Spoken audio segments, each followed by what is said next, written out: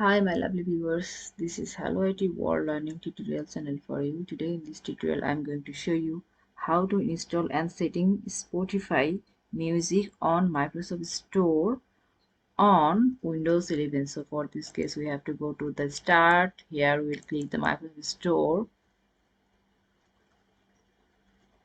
Then we will search the Spotify where it is. See here music. We will click here for installing. Click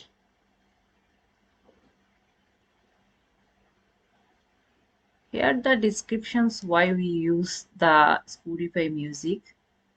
It has been downloading. So here it has done. So you will click the open. We have to log in, then we will enter the easily things. So thank you so much for watching this video. Please subscribe this channel. Hopefully this tutorial will help you so much.